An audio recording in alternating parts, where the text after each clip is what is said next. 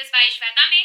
तो सबसे पहले आप सभी को रिपब्लिक डे की हार्दिक शुभकामनाएं और इसी के साथ हम अपनी पार्ट 2 वीडियो स्टार्ट करते हैं चार्ज की सेकंड प्रॉपर्टी के साथ। तो शुरू करते हैं बच्चों। Those bodies which are charged that must have mass but vice versa is not always necessary। मतलब अगर कोई बॉडी चार्ज है तो ये जरूरी है कि उसके पास कुछ ना कुछ मास है, लेकिन अगर कोई बॉडी जिसके पास कुछ ना कुछ मास है वो जरूरी नहीं है कि चार्ज है या नहीं है। मतलब अगर कोई बॉडी चार्ज है तो हम 100% कह सकते हैं कि उस बॉडी में मास है, लेकिन अगर कोई बॉडी जिसके पास कुछ ना कुछ मास है तो ये जरूरी नहीं है कि वो बॉडी पहले से चार्ज है या नहीं है। थर्ड प्रॉपर्टी है बच्चों, any object is electrically neutral in nature mean it has same amount of positive and negative charge. सबसे पहले अगर कोई बॉडी इलेक्ट्रिकली न्यूट्रल है, मतलब इलेक्ट्रिकली न्यूट्रल मतलब same amount of positive and negative charge, अगर उसके पास सेम अमाउंट का पॉजिटिव एंड नेगेटिव चार्ज दोनों है तो वो बॉडी बच्चों कही जाती है electrically neutral. Fourth property, any object is said to be charged body only when external charges is accumulated on it and this accumulation of extra charge is done by transfer of charges from one body to another। मतलब अगर कोई body charge कही जा रही है तो वो क्यों कही जा रही है? when external charges accumulated on it, मतलब कोई जो एक्सटर्नल चार्ज है वो इकट्ठा हो रहे हैं उस बॉडी पर and this accumulation of extra charge is done by transfer of charge। मतलब जो इकट्ठा हुए एक्स्ट्रा चार्ज है वो कहाँ से आ रहे हैं? वो ट्रांसफर ऑफ चार्जेस की वजह से आ रहे हैं। कहाँ से आ रहे हैं? From one body to another. Fifth property है बच्चों, transfer of charges from one body to another is held in 3 ways. मतलब किसी बॉडी में चार्ज ट्रांसफर करने के बच्चों कितने मेथड हैं? 3 मेथड है। कौन कौन से? By induction, bye conduction and by friction. ये आप सभी ने ये टॉपिक क्लास 12th में बहुत ही डिस्क्राइब करके पढ़ा भी होगा। सिक्स्थ प्रॉपर्टी क्या है बच्चों? Charge is quantized in nature, it means that charge is transferred in a fixed amount from one body to another. मतलब चार्ज एक बॉडी से दूसरे बॉडी में ट्रांसफर कैसे होगा? एक फिक्स्ड अमाउंट में होगा। The smallest amount of charge that can be transferred from one body to another is equal to charge on electron। मतलब एक स्मॉल अमाउंट का चार्ज जब ट्रांसफर होगा एक बॉडी से दूसरे बॉडी में तो वो इक्वल होगा बच्चों चार्ज ऑन इलेक्ट्रॉन के। तो यहाँ से हम लोग का फॉर्मुलेशन होता है Q is equal two plus minus any. Q क्या है बच्चों? Charge on electron, charge on electron. N क्या है बच्चों? Number of electron. E क्या है बच्चों? इलेक्ट्रॉनिक चार्ज, इलेक्ट्रॉन का चार्ज कितना है। तो बच्चों हम लोग के इलेक्ट्रॉन का चार्ज कितना होता है? 1.6 इंटू 10 की पावर माइनस 19 कूलॉम। बच्चों ये वैल्यू आप लोग अच्छे से याद कर लीजिएगा। इसी के साथ हमारी 7th प्रॉपर्टी क्या है बच्चों? Like charges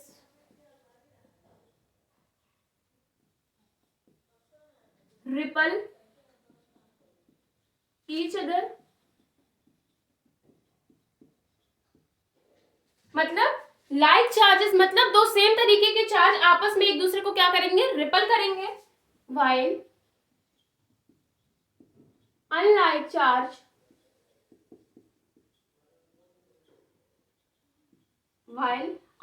charge attract each other।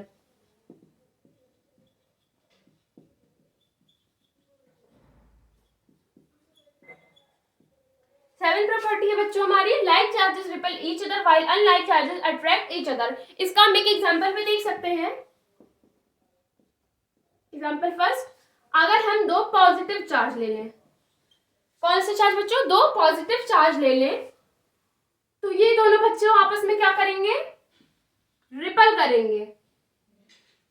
क्यों करेंगे? क्योंकि ये लाइक चार्जेस है, ये दोनों चार्जेस एक ही नेचर के हैं। और अगर हम नेक्स्ट एग्जांपल एक प्लस चार्ज ले लें और एक माइनस चार्ज ले लें तो ये दोनों आपस में बच्चों क्या करेंगे? अट्रैक्ट करेंगे। तो बच्चों इसी के साथ हमारे टॉपिक चार्ज और उसकी प्रॉपर्टीज ये हो गई खत्म बच्चों। आगे की नेक्स्ट टॉपिक है हमारी चार्ज डेंसिटी। तो चार्ज डेंसिटी क्या होती है? This tell is about the alignment reside of charge on any body. मतलब किसी बॉडी के ऊपर चार्ज कैसे अलाइन हुए हैं, उनका अलाइनमेंट कैसा है, ये हम लोग को बताता है बच्चों चार्ज डेंसिटी। तो चार्ज डेंसिटी क्या है? This tell is about the alignment reside of charge on any body. Charge density की ये है टाइप्स। कितने टाइप से होते हैं बच्चों? ये 3। पहला लीनियर चार्ज डेंसिटी, मतलब charge stored along one dimension. मतलब इसमें जो चार्ज अलाइनमेंट होगा है वो बच्चों कितने डायमेंशन में होगा? केवल एक डायमेंशन में होगा। ओके, कैसे होगा आइए देखते हैं। लीनियर चार्ज डेंसिटी, इसको डिनोट करते हैं बच्चों हम लैम्डा से। आखिर ये क्या होती है इसको देखते हैं। Charge aligned itself along length of wire and that's why charge density is linear. मैंने अभी आपको बताया कि इनका अलाइनमेंट केवल होता है बच्चों वन डायमेंशन में। Charge aligned itself along length of wire, मतलब ये केवल लेंथ ऑफ वायर में ही इनका अलाइनमेंट होता है। ये कोई बच्चों क्या हो गया? हमारा वायर हो गया और इस पे हम लोगों ने चार्ज अलाइन कर दिया। तो इनका अलाइनमेंट कैसा है बच्चों? एक लीनियर है, इसीलिए हम लोग इसको बोलते हैं लीनियर चार्ज डेंसिटी। तो इसकी सिंपल सी डेफिनेशन क्या है बच्चों? Charge aligned itself along length of wire and that's why charge density is linear. इसको हम एक तरीके से और बोल सकते हैं, वो है, आप और करके भी लिख सकते हैं, charge per unit length, charge per unit length is known as linear charge density।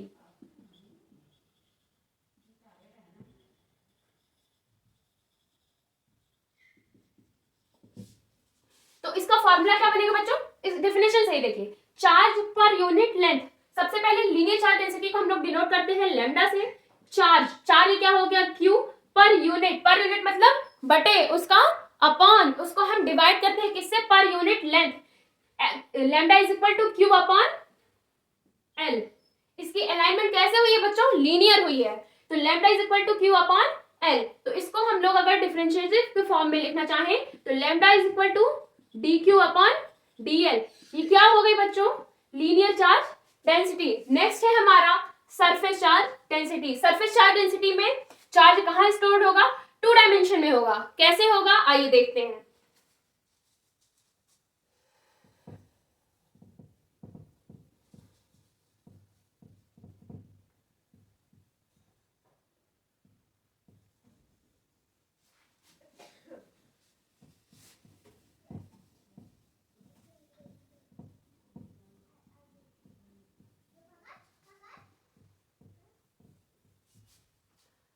दूसरा क्या है बच्चों हमारा? Surface charge density. इसकी आप सिंपल से डेफिनेशन क्या बना लोगे? Charge per unit surface is known as surface charge density. Linear में चार्ज कैसे थे? एक लीनियर में अलाइनमेंट थे, उनका अलाइनमेंट कैसा था? लीनियर था। लेकिन सरफेस चार्ज डेंसिटी में आप एक सरफेस यहाँ पे ड्रॉ कर लो, तो यहाँ पे चार्ज का अलाइनमेंट बच्चों कैसा है? सरफेस पर है। तो हम यहाँ इसकी डेफिनेशन लिखेंगे, चार्ज पर यूनिट सरफेस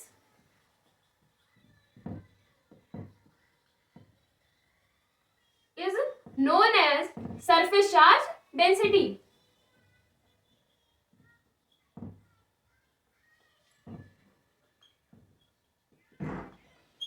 बच्चों सरफेस चार्ज डेंसिटी क्या है? Charge per unit surface is known as surface charge density. क्यों है? क्योंकि यहाँ पे जो चार्ज का अलाइनमेंट है बच्चों वो लीनियर नहीं है, वो एक सरफेस पर है और इसका सरफेस पे 2 डायमेंशन है। कैसी? ये एक्स का है और एक ये वाई का है। मतलब अगर चार्ज सरफेस पर अलाइनमेंट हुए हैं, उनका अलाइन हुआ है चार्जों का, तो वो क्या कहलाएगा बच्चों? सरफेस चार्ज डेंसिटी कहलाएगा। और सरफेस चार्ज डेंसिटी को हम लोग किससे डिनोट करते हैं बच्चों? सिग्मा से। तो sigma is equal to charge, सबसे पहले चार्ज क्या है? क्यू, और अलाइनमेंट कैसा होगा? सरफेस पे। तो सरफेस को हम लोग कैसे लिखते हैं? ए से लिखते हैं। तो sigma is equal to Q upon A. तो जब हम डिफरेंशिएशन करेंगे इसका, तो क्यू तो ये बच्चे टोटल चार्ज हो गया, तो sigma is equal to dq upon dA। ये हो गई बच्चों हमारी सरफेस चार्ज डेंसिटी। थर्ड है बच्चों हमारी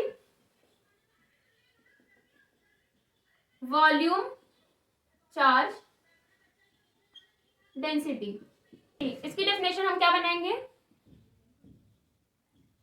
charge per unit volume. Charge का एलिमेंट कैसे हुआ है, वॉल्यूम के थ्रू हुआ है, इसलिए charge per unit volume is known as volume charge density. Volume charge density. Volume charge density को हम किससे डिनोट करते हैं बच्चों, रो से। तो rho is equal to charge है तो सबसे पहले क्यू और वॉल्यूम में हुआ है तो वी, और इसको डिफरेंशियल फॉर्म में लिखना चाहें तो rho is equal to D Q upon D V. ये हो गया बच्चों हमारा volume charge density. I hope आप सभी को ये अच्छे से समझ आया होगा। तो नेक्स्ट वीडियो में हम मिलेंगे कूलम्ब्स लॉ के साथ और आगे की अन्य महत्वपूर्ण टॉपिक्स को लेके भी। तो तब तक के लिए धन्यवाद।